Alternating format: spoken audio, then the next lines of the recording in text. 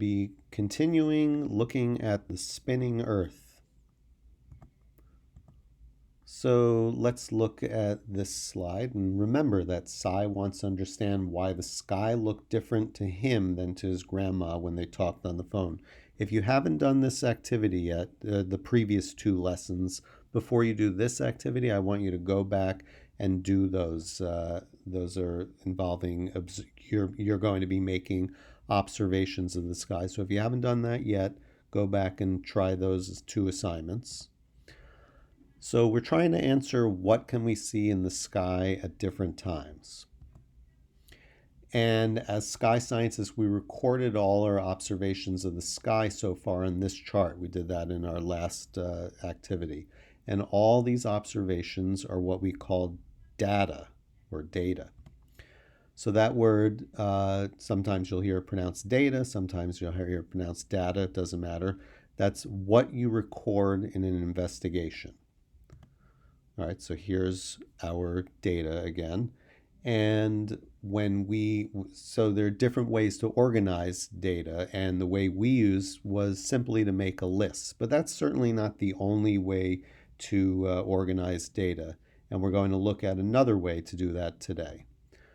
So these cards show pictures of observations we recorded. We see all the things that we wrote on the list. And that's going to help us organize our sky observations data in a new way. And the way we're going to learn about today is something called a Venn diagram. It's a type of chart, and this chart is a tool that helps scientists organize data into different groups. And we're going to place the cards on different parts of the chart to show what we see at different times.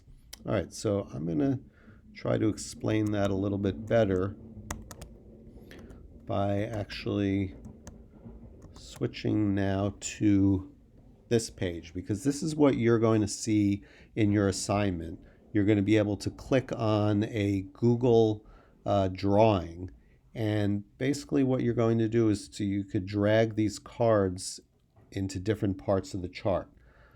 So let's talk about the airplane first, because in the book After Sunset that we read, we saw that they noticed that they could see airplanes during the day, and they could see airplanes at night as well.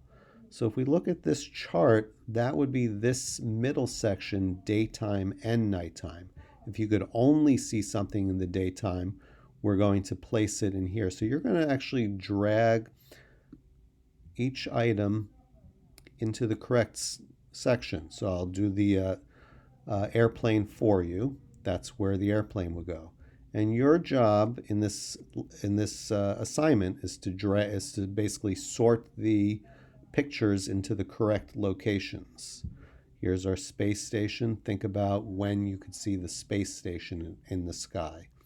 If you think it's daytime, you would drag it here. If you think it's nighttime, you would drag it here. And if you think it's daytime and nighttime, you would drag it into the middle section. So I'm just going to put it back. I don't want to give away the answer.